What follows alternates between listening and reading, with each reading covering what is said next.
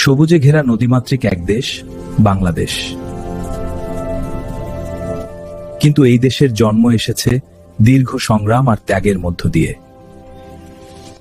দীর্ঘদিন ব্রিটিশ শাসনের অধীনে ছিল ভারত উপমহাদেশ।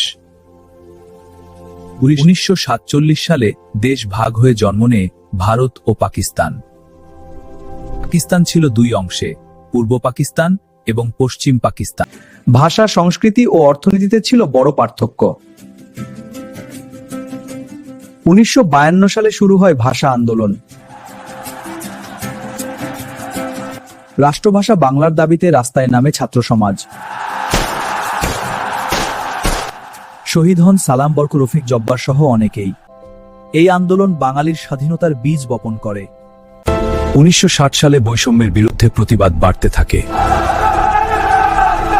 1966 সালে উঠে 6 দফা আন্দোলন। নেতৃত্ব দেন বাঙালির অবিসম্বাদিত নেতা শেখ মুজিবুর রহমান। 1970 সালের নির্বাচনে বাঙালির দল নিরঙ্কুশ বিজয় লাভ করে, কিন্তু সমতা হস্তান্তর করা হয়নি। উত্তেজনা ছড়িয়ে পড়ে পুরো দেশে। 7 মার্চ আসে ইতিহাসের এক অমর দিন। ভাইয়ের আমার, আজ দুঃখ ভারাক্রান্ত মন নিয়ে আপনাদের সামনে হাজির হয়েছি। আপনারা সবই জানেন এবং বোঝেন আমরা আমাদের জীবন দিয়ে চেষ্টা করেছি, কিন্তু দুঃখের বিষয় আজ ঢাকা, চট্টগ্রাম, খুলনা, রাজশাহী, রংপুরে আমার ভাইয়ের রক্তে রাজপথ রঞ্জিত হয়েছে।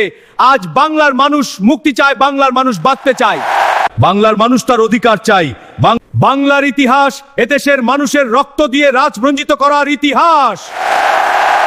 আমরা যখন মরতে শিখেছি তখন কেউ আমাদের দাবায় রাখতে পারবে না।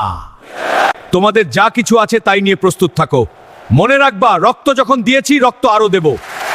এদেশের মানুষকে মুক্ত করে ছাড়বো ইনশাআল্লাহ। এবারের সংগ্রাম আমাদের মুক্তির সংগ্রাম, এবারের সংগ্রাম স্বাধীনতার সংগ্রাম।